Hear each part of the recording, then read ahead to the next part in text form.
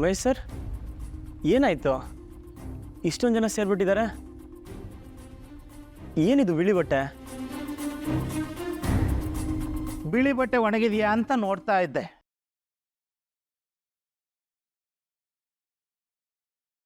ಬೇಕಲ್ಲಪ್ಪ ಮದುವೆಯಲ್ಲಿ ಅಂತರ್ಪಟಕ್ಕೆ.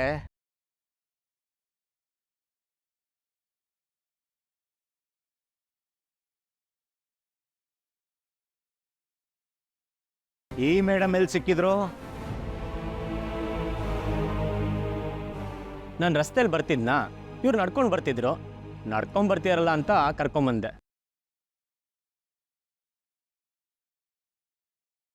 ಯಾಕೆ ಸರ್, ಏನೋ ಪ್ರಾಬ್ಲಮಾ? ರೇವತಿ, ಬದುಕೊಂಡೆ. ಏನು ಮಹೇಶ್ ಸರ್, ತುಂಬ ಟೆನ್ಷನ್ ಮಾಡ್ಕೊಂಡಿದ್ದೀರಾ? ನಿಮ್ಮ ರಾಜಲಕ್ಷ್ಮಿಗೆ ಮದುವೆ ನಡೆಸೋ ರೆಸ್ಪಾನ್ಸಿಬಿಲಿಟಿ ಕೊಟ್ಟಿದ್ದೀರಾ ತಾನೇ? ಯಾಕೆ ಟೆನ್ಷನ್ ತಗೋತೀರಾ?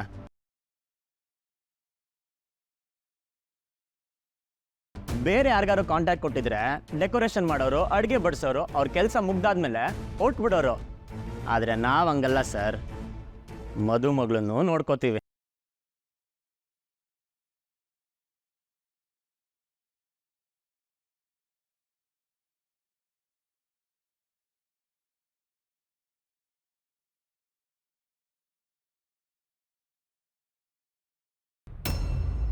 ಮದುಮಗಳನ್ನು ನೋಡ್ಕೋತೀವಿ, ವಾಲ್ಗಾನು ಓದಿಸ್ತೀವಿ.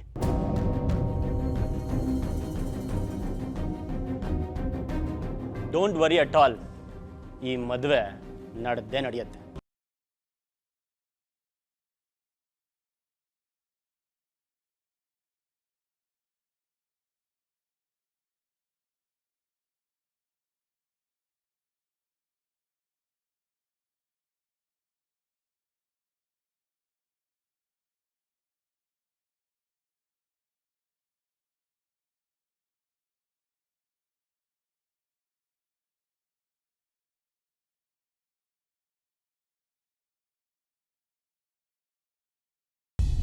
ರೀ, ಎಲ್ರಿ ಹೋಗ್ತಿದ್ದೀರಾ?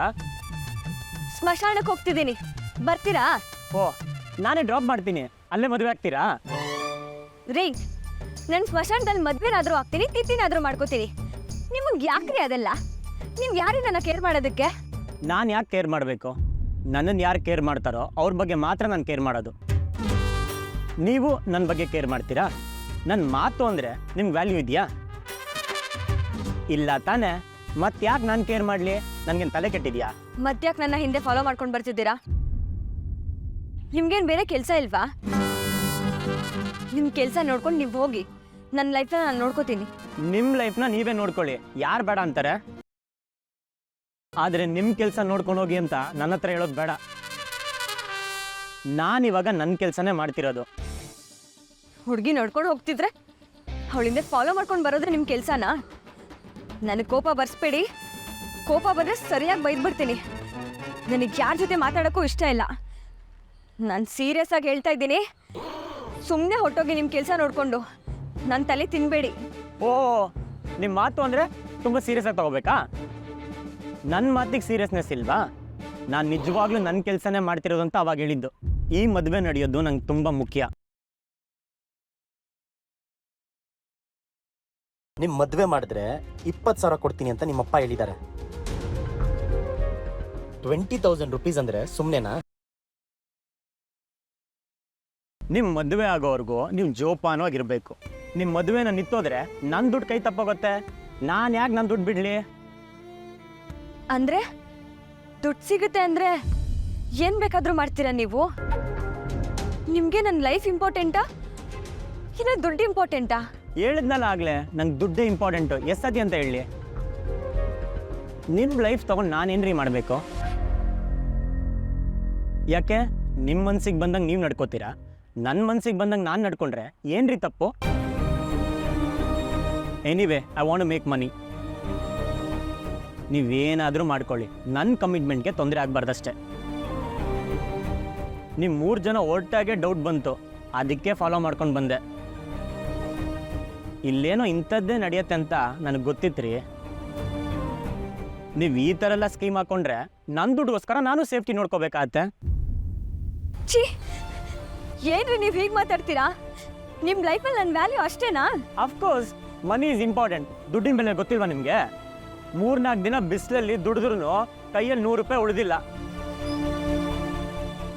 ನೀವು ಈ ಥರ ಅಂತ ನಾನು ಯಾವತ್ತೂ ಅನ್ಕೊಂಡಿರ್ಲಿಲ್ಲ. 20,000 ರೂಪಾಯಿಗೋಸ್ಕರ ಇನ್ನೊಬ್ರು ಲೈಫಲ್ಲಿ ಏನಾಗ್ತಿದೆ ಅಂತಾನು ನೋಡಲ್ಲ ಅಂತ ಮುಖ ಕೊಡ್ದಾಗ ಹೇಳ್ತಿರಲ್ರಿ. ಇನ್ನೊಬ್ರು ಲೈಫಲ್ಲಿ, ಅದು ನಿಮ್ಮ ಲೈಫಲ್ಲಿ ಏನಾಗ್ತಿದೆ ಅಂತ ನೋಡೋದಕ್ಕೆ ನಾನು ಯಾರು? ನೀವೇ ಹೇಳಿದ್ರಲ್ಲ ನಾನು ಯಾರು ಅಲ್ಲ ಅಂತ. ಇದನ್ನ ಮುಖ ಕೊಡ್ದಂಗೆ ಹೇಳಿದ್ರು ಒಂದೇ, ತುಂಬ ನೈಸಾಗಿ ಹೇಳಿದ್ರು ಒಂದೇ.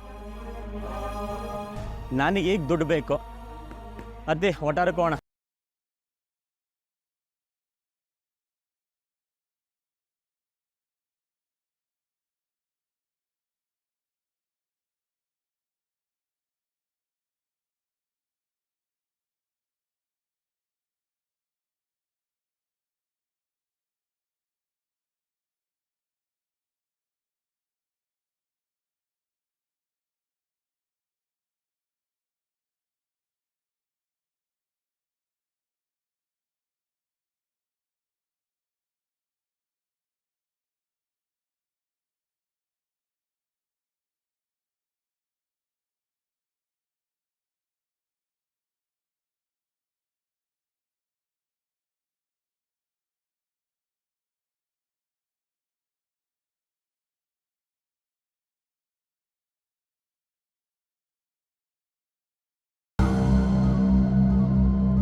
ವಾವ್ ಗಣಿವವ್ವ, ನಿಮಗೆ ಫಿಟ್ನೆಸ್ ಬಗ್ಗೆ ಇಷ್ಟೊಂದು ಡೆಡಿಕೇಶನ್ ಇದೆ ಅಂತ ನಂಗೆ ಗೊತ್ತೇ ಇರಲಿಲ್ಲ. ಹೆಲ್ತ್ ಬಗ್ಗೆ ನಿಮಗಿರೋಷ್ಟು ಕಾನ್ಷಿಯಸ್ಸು ಮನೇಲಿ ಇನ್ಯಾರಿಗೂ ಇಲ್ಲ. ಹೌದಾ? ಹಾಗಾದ್ರೆ ಇದನ್ನ ಕಾಂಚನಿಗೆ ಹೋಗಿ ಹೇಳು. ಅವಳು ನನಗೆ ಯಾವಾಗಲೂ ಹೆಲ್ತ್ ಬಗ್ಗೆ ಕಾನ್ಸಂಟ್ರೇಟೇ ಮಾಡಲ್ಲ, ಬರೀ ತಿಂತಾರದೇ ಆಯಿತು ಅಂತ ಬೈತಾ ಇರ್ತಾಳೆ. ಖಂಡಿತ ಹೇಳ್ತೀನಿ ಗಣಿಮವ್ವ. ಹಂಗೆ ನೋಡೋಕ್ಕೋದ್ರೆ ಅತ್ತೇನೆ ಸ್ವಲ್ಪನೂ ಕೇರ್ ಮಾಡಲ್ಲ. ನೀವೇ ಅವ್ರಿಗೆ ಹೇಳಿ.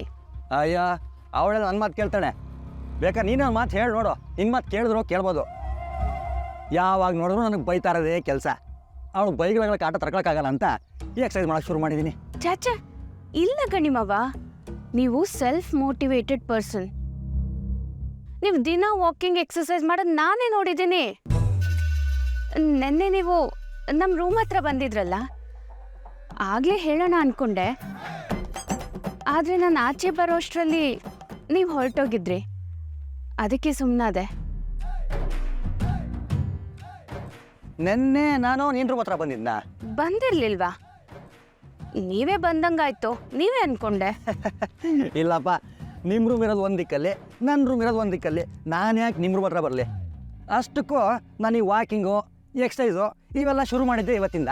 ನಾನು ಈ ಪಾರ್ಟಿ ಎಕ್ಸಸೈಸ್ ಮಾಡಿರೋದನ್ನ ನೀನು ಯಾವ ಗ್ಯಾಪಲ್ಲಿ ನೋಡಿದೆ ಗೊತ್ತಾಗ್ತಾ ಇಲ್ಲ. ಸುಮ್ಮನೆ ನನಗೆ ಖುಷಿಯಾಗಲಿ ಅಂತ ಹೇಳ್ತಾ ಇರ್ಬೋದೇನೋ. ಇವಾಗ ಒಂಥರ ನಾನು ಶಿಸ್ತಿನ ಮನುಷ್ಯ ಆಗ್ಬಿಟ್ಟಿದ್ದೀನಿ.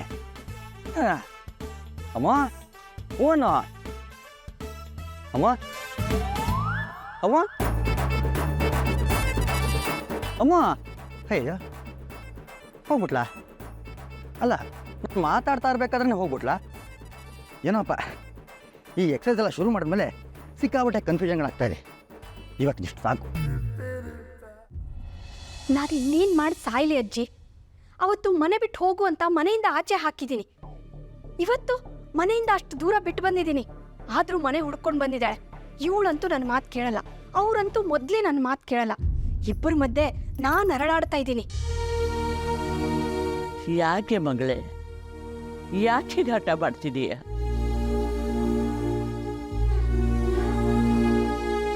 ಚಿಕ್ಕ ಮಗುಗೆ ಹೆಂಡಾಗ ಹೇಳಿ ಬಂದ್ವಿ, ಆದರೂ ಇದೇ ಮನೆಗೆ ವಾಪಸ್ ಬಂದಿದೀಯಲ್ಲ, ಯಾಕೆ? ಹೊರಗಡೆ ಬದುಕೋ ತಾಕತ್ತಿಲ್ಲೇನು ನಿನಗೆ? ಅಲ್ವಾ ಮತ್ತೆ, ನನ್ನ ಹಣೆ ಬರ ಅಂತೂ ಇಷ್ಟೇ. ಆದರೆ ಇವಳಿಗೆ ಏನಾಗಿದೆ? ಇವಳು ಮನೆಯಲ್ಲಿ ಇಲ್ಲ ಅಂದರೆ 2 ದಿನ ಹುಡುಕ್ತಾರೆ, ಇಲ್ಲ ಅಂದರೆ ಸುಮ್ಮನಾಗ್ತಾರೆ. ಆದರೆ ಇಲ್ಲೇ ಇದ್ರೆ ಇವಳ ಜೀವನ ಹಾಳಾಗಲ್ವಾ ಅಜ್ಜಿ? ಇದು ಇವಳಿಗೆ ಯಾಕೆ ಅರ್ಥ ಆಗ್ತಾ ಇಲ್ಲ? ನಾನು ಹೇಳೋದು ನಿನಗ್ಯಾಕಮ್ಮ ಅರ್ಥ ಆಗ್ತಿಲ್ಲ? ಮತ್ತೆ ಮತ್ತೆ ಅದನ್ನೇ ಹೇಳ್ತಿದ್ಯಲ್ಲ. ನಾನು ಇಲ್ಲಿಂದ ಹೋದ್ರೆ ನಿನ್ನ ಜೀವಂತವಾಗಿರೋದಕ್ಕೆ ಬಿಡ್ತಾರಾ? ನಿನ್ನ ಸಮಾಧಿ ಮೇಲೆ ನನ್ನ ಜೀವನ ಕಟ್ಕೋಬೇಕಾ? ವಾಪಸ್ ಮನೆಗೆ ಬರೋಷ್ಟರಲ್ಲಿ ಏನೇನು ಡ್ರಾಮಾ ಮಾಡಿದ್ರು ಅಂತ ನೋಡ್ಲಿಲ್ವಾ ನೀನು? ನಾನು ಅದನ್ನ ನೋಡಿ ನೋಡಿ ಅರ್ಧ ಸತ್ತು ಹೋಗಿದ್ದೀನಿ. ನೀನು ಇಲ್ಲೇ ಇದ್ರೆ ನಂತರ ಬಾಯಿ ಕಟ್ಕೊಂಡು ಬದುಕ್ಬೇಕಾಗತ್ತೆ. ನೋಡಿದ್ಯಲ್ಲ ನಿನಗೆ ಎಂತ ಹುಡುಗರು ಕಟ್ತಿದ್ದಾರೆ ಅಂತ. ಅಲ್ಲಿ ಏನ್ ಸುಖ ಇದೆ ಅಂತ ನಿನಗೆ ಗೊತ್ತಿಲ್ವಾ? ಹಾಳ್ ಬಾವಿ ಅಂತ ಗೊತ್ತಿದ್ರು ನೀನ್ ಬೀಳ್ತಾ ಇದೆಯಲ್ಲ, ನಿನಗೆ ಏನ್ ಹೇಳಿ ನಾನು? ತಾಯಿಯಾದವಳು ಇದನ್ನೆಲ್ಲ ಹೇಗೆ ಸಹಿಸ್ಕೊಳ್ಳಿ? ತಂದೆ ತಾಯಿ ಮಕ್ಕಳಿಗೆ ಜೀವನ ಕಟ್ಕೊಡ್ತಾರೆ, ಆದ್ರೆ ನೀನು ನನ್ನ ಜೀವನ ಚೆನ್ನಾಗಿರ್ಲಿ ಅಂತ ನೀನ್ ಬಲಿಪಶು ಆಗ್ತಿದ್ಯಲ್ಲ. ಬೇಡ ಕಣೆ, ನನ್ನ ಮಾತು ಕೇಳು. ದಯವಿಟ್ಟು ಮನೆ ಬಿಟ್ಟು ಹೊರಟೋಗು. ಅಮ್ಮ, ಈ ಮದುವೆ ನಿಲ್ಸೋದಕ್ಕೆ ಬೇರೆ ಏನಾದರೂ ಐಡಿಯಾ ಇದ್ರೆ ಹೇಳು, ಅದನ್ನ ನಾನು ಮಾಡ್ತೀನಿ. ಆದ್ರೆ ಮನೆ ಬಿಟ್ಟು ಹೋಗ್ತೀನಿ ಅನ್ನೋದನ್ನ ಮಾತ್ರ ಮರ್ತು ಬಿಡು, ಅದು ನನ್ನ ಕೈಲಾಗಲ್ಲ. ಯಾಕೆ ಹಠ ಮಾಡ್ತಿದ್ದೀಯ ಆರಾಧನಾ? ಇದೆಲ್ಲ ಎಲ್ಲಿಗೆ ಹೋಗಿ ಮುಟ್ಟುತ್ತೋ ಏನೋ, ಆ ದೇವ್ರಿಗೆ ಗೊತ್ತು. ಮದುವೆಗೆ ಇನ್ನೇನು ಹೆಚ್ಚು ದಿನ ಇಲ್ಲ, ಬೇಗ ಮದುವೆ ಮಾಡಿ ಮುಗಿಸ್ಬಿಡ್ತಾರೆ. ಇದು ಯಾಕೆ ನಿನಗೆ ಅರ್ಥ ಆಗ್ತಾ ಇಲ್ಲ? ನೋಡು, ನಾವಿರೋದೇ ಇಬ್ಬರು, ನಮ್ಮ ಕೈಲಿ ಮದುವೆ ನಿಲ್ಸೋಕ್ಕಾಗತ್ತೇನೆ ಆರಾಧನಾ? ಏನೋ